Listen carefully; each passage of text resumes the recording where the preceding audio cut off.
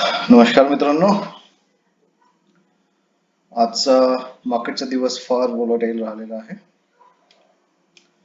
मार्केटने आज बिलकुल data follow केलेला नाही, तरी आपला एक ट्रेड एकदम परफेक्ट हिट झालेला. आपण या ठिकाणी तो ट्रेड दिलेला होता. SL टॉपला आणि आपण टार्गेट दिलं होतं.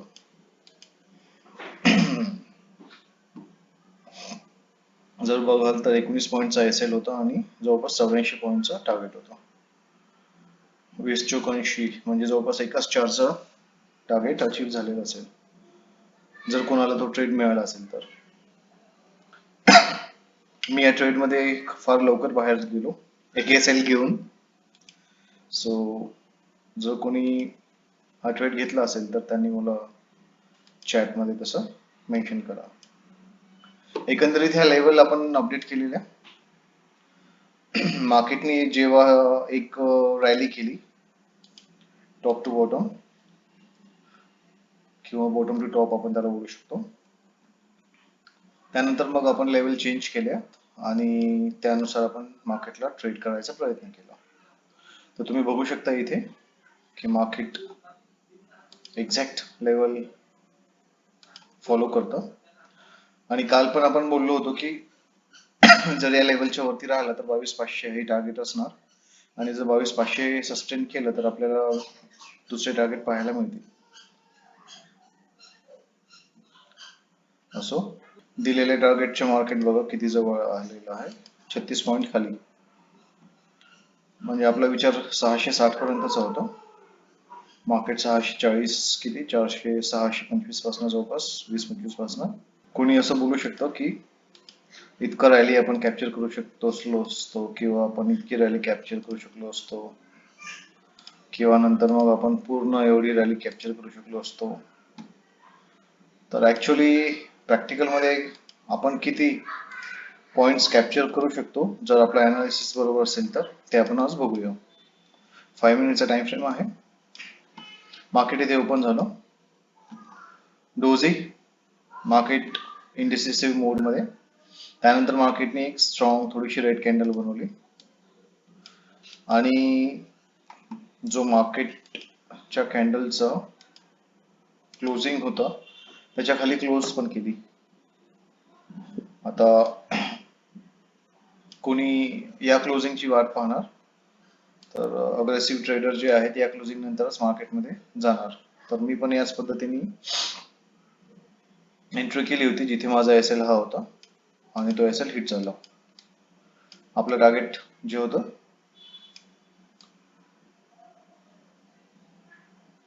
22,300च्या जवळपास आपलं टार्गेट होतं, तर आपण त्या टार्गेटसाठी गेलो होतो, बट SL हिट झाल्यामुळे आपण मार्केटच्या बाहेर निघालो. त्यानंतर मग आता एंट्री कुठे करायची, तर याच्याच क्लोजिंगला रिव्हर्स एंट्री बसू शकली असती आणि जो SL असता तो असता आपला फर्स्ट 5 मिनिटच्या कॅन्डलचा लो. जर रिस्क टू रिवॉर्डचा जर विषय घेतला तर तो आला असता जवळपास 30 पॉईंटचा SL बनला असता, आणि एकाच कॅन्डलमध्ये 1:1चं टार्गेट तुम्हाला मिळालेलं, सेकंड कॅन्डलमध्ये 1:2 पण तुम्हाला मिळालेलं. टोटल टार्गेट जर बघितलं आपण तर ते केलं 140 पॉईंट. प्रॅक्टिकली 140 पॉईंट पकडणं शक्य नसतं, कारण लूज कुठे आहे माहित नाही आपल्याला कोणालाच, हाय कुठला आहे तो कोणालाच माहित नसतं. मग आपण ऍज युजल ट्रेल करत गेलो असतो. पहिली कॅन्डल ही ग्रीन क्लोज झाल्यानंतर आपण आपला SL जो आहे तो या कॅन्डलच्या खाली घेऊन आलो असतो, म्हणजे 50% आपण आपला SL कमी केला असता. नेक्स्ट कॅन्डल क्लोज झाल्यानंतर आपण हा SL आपला कॉस्ट टू कॉस्ट आणून ठेवून दिला असता, दॅट इज CTC.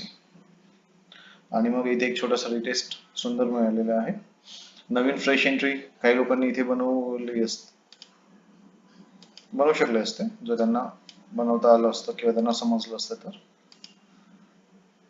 पण चालू मार्केटमध्ये त्या एंट्रीज बनवणं नवीन फार डिफिकल्ट जातं. ज्यांनी इथून पकडलेलं आहे त्यांच्यासाठी ते सोपं आहे. नेक्स्ट एसएल आपला इथे ट्रेल झाला असता, नेक्स्ट एसएल आपला इथे, आणि फायनली आपण इथे ट्रेल केलं असतं आणि इथेच आपला एसएल ट्रेलिंग एसएल हिट झाला असता. तर एकंदरीत जे आपण कॅल्क्युलेट केलेलं आहे 137-38 पॉईंट, तर तितके न मिळता आपल्याला मिळाले असते जवळपास 100 पॉईंट आपण कॅप्चर करू शकलो असतो जर आपलं प्राइस अनालिसिस, मार्केट अनालिसिस आणि थोडीशी सायकोलॉजी व्यवस्थित असती तर. ही रॅली अनपेक्षित आहे, या रॅलीला कॅच करणं थोडंसं डिफिकल्ट आहे. ऑफ मार्केटमध्ये पाहताना असं वाटतं की हे सोपं आहे म्हणून. तरी हा जो आपण ट्रेड दिला होता हा फक्त आपण अनालिसिस बेस दिला होता, प्राइस ऍक्शन तिथे व्यवस्थित काम करत नाही आहे, सिंगल फॉल आहे तो आणि 90 डिग्री मध्ये आहे सगळा. तर असे ट्रेड्स घेणं अवघड असतात, दिसायला सुंदर दिसतात पण पॉसिबल नाही राहत ते. त्यानंतरची ही व्हॉलेटिलिटी मध्ये काउंट केलं जातं, याला आपण ट्रेड करणं थोडंसं डिफिकल्ट जातं कारण ही व्हॉलेटिलिटी या व्हॉलेटिलिटी मध्ये घुसणं रिस्की असतं. सिंपल कारण आहे, मार्केटचा फॉल बघा तो तुम्ही 133 पॉईंटचा फॉल आहे आणि 100 पॉईंटची रिकव्हरी. आपण इथे मार्केटची सायकोलॉजी गेस करू शकत नाही, त्यामुळे अशा वेळेस मार्केटच्या दूर राहायचं असतं. आणि जेव्हा मार्केट एक सेटल डाऊन होत आहे प्रॉपर पद्धतीने, एक ट्रेड आपल्याला इथे जनरेट झाला असता या कॅन्डलच्या क्लोजिंगला, आपण तो ट्रेड घेऊ शकलो असतो. हा ट्रेड असतो आपला आणि ॲज युजल तुमचा एसएल असता लो 42 पॉईंट, 36 पॉईंट किंवा मग सेम कॅन्डलचा जर घेतला तर 26 पॉईंट. म्हणजे स्टँडर्ड एसएल जर आपण घेतला असता तर तो आला असता आपला जवळपास 42 पॉईंटचा, आणि त्याला जर कॉम्प्रोमाइज केलं असतं आपण तर तो आला असता जास्तीत जास्त 26 पॉईंटचा. आणि टार्गेटचा विचार केला तर 26 पॉईंटचा जर एसएल पकडला आपण तर आपला 1:1 एकाच कॅन्डलमध्ये कम्प्लीट होता ऍक्च्युली. आणि टार्गेट प्रचंड दिलेलं आहे मार्केटने, पण तेवढं कॅप्चर करणं प्रत्येक वेळेस पॉसिबल नसतं. तर अनालिसिसच्या बेसवरती जितकं पॉसिबल होतं तितकंच टार्गेट घ्यायचा प्रयत्न करा, उगीच हावरटपणा करू नका.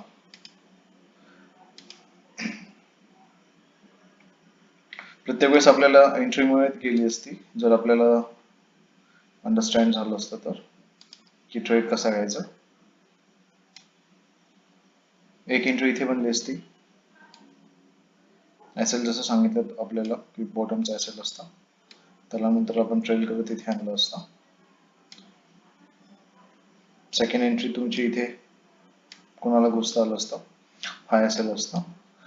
ज्या पद्धतीने मी तुम्हाला सांगत आहे, मार्केटला फार जास्त प्रेडिक्ट न करता प्राइसला फॉलो करत आपण एंट्री आणि एक्झिट घेतोय, छोटे छोटे एसएल्स घेतोय आणि छोटे छोटे प्रॉफिट घेतोय. जास्त मोठं प्रॉफिट पण घेऊ नका, जास्त मोठा एसएल पण घेऊ नका. तर एकंदरीत हे झालं आजचं. आता उद्याचं मार्केट काय आहे आपण याच व्हिडिओमध्ये डिस्कस करूया, म्हणजे आपल्याला पुन्हा प्री आणि पोस्ट दोन व्हिडिओ बनवायचं काम नाही. आता आपण हे केलं पोस्ट मार्केट अनालिसिस. फक्त ट्रेड पकडायचा कसा, छोट्या छोट्या एसएल ठेवायचा कसा, आणि प्रॉपर एसएल ट्रेड करत मार्केटमध्ये जेवढे पॉईंट्स मिळेल तेवढे बुक कसे करायचे, 1:2, 1:1, 3 असं काही मनात ठेवायचं नाही. मार्केटला हे समजत नसतं 1:1 द्यायचं का 1:2 द्यायचं, ते आपल्या मनाने देतं टार्गेट. तुम्हाला जेवढे पॉईंट्स मिळाले तेवढे घेऊन बाहेर निघायचं असतं. तर आजचा दिवस जर आपण लार्ज स्केलवरती बघितला तर पूर्ण धिंगाणा दिसू शकतो आपल्याला. इथे एकच कॅन्डल बघा जरा जास्त मोठी बनलेली आहे प्रचंड, निफ्टीमध्ये स्पेशली 350 पॉईंटची कॅन्डल निफ्टीमध्ये बनणं म्हणजे फार मोठी गोष्ट आहे. ओके,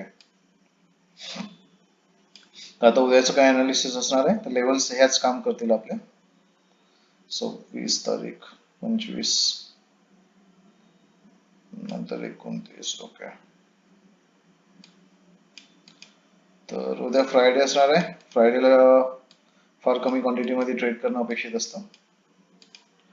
डे फ्रेम वरती आपल्याला लेवल्स काही अंडरस्टँड होत नाही आहे प्रॉपर, आपण त्याला शॉर्ट करूया थोडस. 1 आवर टाइम फ्रेम मध्ये ज्या मार्केटमध्ये लेवल दिलेले आहेत त्याच लेवल काम करतील,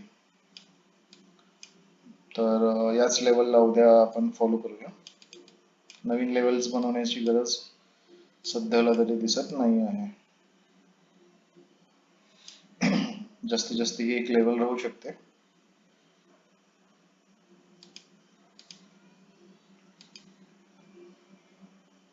ज्याला रिस्पेक्ट केलेला पण दिसतो मार्केटने थोडस.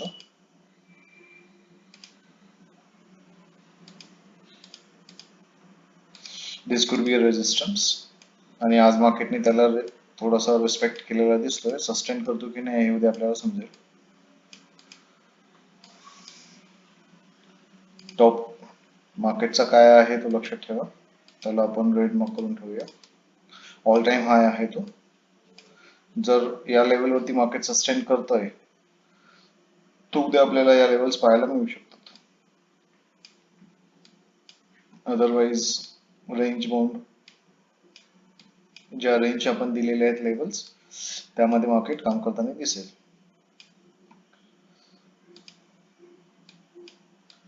So that's it. मार्केटला जास्त प्रेडिक्ट करण्याचा आपण प्रयत्न करत नाही. आपण प्रयत्न करणार आहोत डेली मार्केटमध्ये न्यूज काही पण असो, ट्रेंड काही पण असो, आपल्याला फर्स्ट हाफ मध्ये मार्केटमध्ये कसं घुसता येईल, आपलं प्रॉफिट कसं काढता येईल हा आपलं टार्गेट असतं. किंवा मार्केट जेव्हा आपल्याला एंट्री देईल तेव्हा आपल्याला मार्केटमध्ये एंट्री घेता आली पाहिजे. ते शिकणं आपला या चॅनलचा मेन उद्देश आहे. जर तुम्हाला आवडत असेल अनालिसिस तर लाईक शेअर सबस्क्राईब करा. काही क्वेरीज असेल तर चॅट बॉक्समध्ये टाका. आणि हो, लाईव्ह जे सेशन्स आपण घेतो त्यामध्ये आपण शक्यतो जास्त बोलत नाही त्यामध्ये, किंवा मी बऱ्याचदा त्याला 100% टाइम म्यूट करून ठेवतो. कारण माझं असं म्हणणं आहे की जास्त बोलत राहण्यात काही पॉइंट नाही. 3-3 तास 6-6 तास तुमच्या समोर चार्ट्स आहेत, लेवल्स ड्रॉ केले जातात. एंट्री एक्झिट कसं करायचं हे मी तुम्हाला जेव्हा आपले बेसिक कोर्सेस लॉन्च होतील तेव्हा शिकवेल आणि रोज ते शिकवत आहे मी तुम्हाला. तर फक्त त्यावरती फोकस करा. मार्केटचा मोमेंटम काय आहे तो कॅप्चर करण्याचा प्रयत्न करा. एक प्रॉपर ट्रेड घ्यायचा प्रयत्न करा. छोटंसं प्रॉफिट छोटंसं लॉस याला फोकस करा आणि दॅट्स इट. धन्यवाद.